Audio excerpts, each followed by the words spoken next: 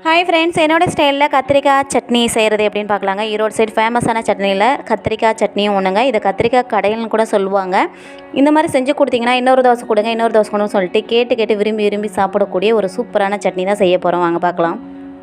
ஒரு குக்கரில் கொஞ்சமாக எண்ணெய் சேர்த்து கடுகு, சீரகம், கடலப்பருப்பு, உளுந்தம்பருப்பு, பூண்டு, கருவேப்பிலை, கட் பண்ண வெங்காயம், தக்காளி, காரத்துக்காக வரமிளகாய், பச்சை மிளகாய், கொஞ்சம் ஸ்பைஸியாக வேணும் அப்படின்னா வரமிளகாய் தூள் கூட சேர்த்துக்கலாம். இப்போ கட் பண்ண உருளைக்கிழங்கு, கத்திரிக்காய் எல்லாம் சேர்த்துட்டு கொஞ்சமாக உப்பு, மஞ்சத்தூள் போட்டு கலக்கி கொடுத்துக்கலாம். தக்காளி கம்மியாக சேர்ந்துருக்கிறதுனால நான் கொஞ்சம் புளி, ஒரே ஒரு கொட்டை புளி சேர்த்து தேவையான அளவு தண்ணி ஊற்றி 3 விசில் விட்டுக்கலாம்.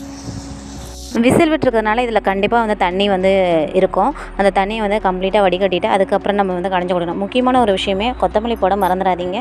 இது நல்லா டேஸ்ட் கொடுக்கும். கொத்தமல்லி போட்டு லாஸ்ட்டாக கடைஞ்சி கொடுத்துட்டு மீதி இருந்த தண்ணியும் அதோட ஆட் பண்ணிக்கலாம். அவ்வளோதாங்க, சுவையான கத்திரிக்காய் கடையல் ரெடிங்க.